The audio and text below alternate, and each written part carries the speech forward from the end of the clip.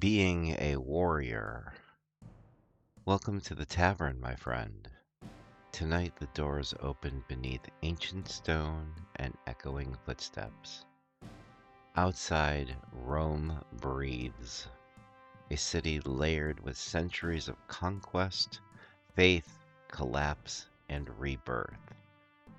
Marble columns stand beside cracked streets, glory beside exhaustion. Alex mentioned it quietly while setting the lanterns. Rome again, he said. Feels like a city that remembers everything. And he isn't wrong. Rome is a place that knows what it means to fight and what it costs to survive. So before the fire settles and before the night grows too heavy, let me ask you something. When you hear the word warrior, do you imagine a sword raised high or someone still standing long after they should have fallen? Because most warriors I've met don't look like legends. They look tired. They look quiet. They look like you. You see, Rome was built on warriors. Not the kind carved into statues, but the kind who woke before dawn, strapped on armor that chafed and marched anyway. Men who missed their homes, who questioned orders, who carried fear behind discipline. History remembers their victories. It rarely remembers their doubt. A traveler once sat where you are now, shoulders tight, eyes scanning the room as if danger might follow him inside. He said, "I don't feel like a warrior anymore." I asked him why. He told me he hadn't won lately, hadn't felt strong, hadn't been brave. That's when I realized how many people mistake being a warrior for never breaking. But Rome itself tells a different story. This city burned, collapsed, was conquered, rebuilt by hands that shook. Strength was never the absence of fear. It was the decision to keep showing up despite it. And if you're still here, you already are. My friend, you don't look so good. No, don't apologize. Warriors don't need to pretend here. Tell me, what battle are you fighting that no one applauds? Is it getting out of bed when the world feels heavy? Holding your tongue when anger would be easier? Choosing kindness when bitterness feels earned? You see, the most dangerous battles aren't loud. They don't draw crowds.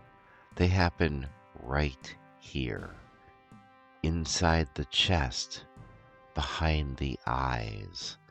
And if you're still fighting those, you haven't lost. You've endured. I remember one time Alex said something while wiping down a table, and almost to himself.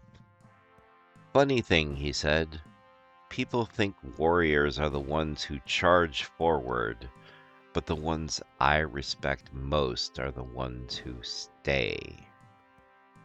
Stay with their pain. Stay with their responsibility. Stay when running would be easier.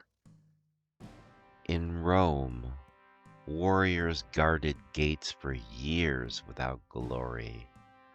No triumphs, no songs, just duty. And today, warriors look different. They're the ones who don't pass their pain forward, who break cycles instead of bones, who learn when to lay the sword down. A warrior knows when to fight and when to rest the blade, because swinging forever only dulls the edge. If you've been exhausted, bitter, or numb, it doesn't mean you're weak. It means you've been strong for too long without tending the wounds. If this story found you tonight, let it be a reminder you don't have to fight alone. Stay a while, listen to another tale, leave a word at the table for someone who needs it. The tavern remains for warriors who are tired of pretending they aren't wounded. Rome still stands because its people learned this truth. Victory is not domination, it is endurance guided by wisdom. A true warrior learns restraint, learns mercy, learns when the fight has changed. Sometimes the bravest thing you can do is forgive. Sometimes it's asking for help. Sometimes it's admitting you can't carry everything anymore. The traveler I mentioned earlier eventually stood to leave. Before he did, he said, "I think I thought warriors were unbreakable." I told him the truth. Warriors break. They just learn how to stand again differently, wiser, kinder, still here. So if tonight you feel worn, scarred, or unsure if you can keep going, remember this. Being a warrior isn't about how hard you strike. It's about how carefully you live after battles end. Rome remembers that, and so does the tavern. Rest now, my friend. You fought enough for one night. The fire will be here when you're ready again. Hello, my friends. Thank you for making it to the end of another video. I appreciate you more than you know. This one, when I was going through the scripting process of this one, I was thinking of all the warriors I have known in my life, and I've known a lot of people who could qualify for that particular title, myself actually included.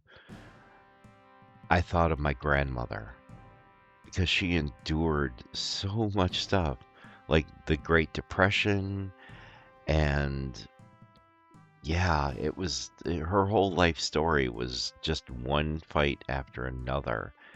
And you could see how it changed her and how it molded her. And she was always, always up for another one. She never gave in. She kept moving forward every single day. Despite the pain, she would move. And she would do for others with a selfless heart. And that's what taught me to be the person that I am. I act very much the same way. So, to my grandmother, I miss you so very much. But you you kept fighting to the end, and I've got this feeling that that's the biggest lesson I'll ever learn from you. So, other than that particular bit, I hope you enjoyed today's video. It was a pleasure to make. Take care of yourselves, my friends. Be well. Tavern doors will always be open to you, and I will be ready with a beverage of your choice. Probably a fruity one this time because, You got to keep that vitamin C level up at this time of year. I'll see you soon. Be well.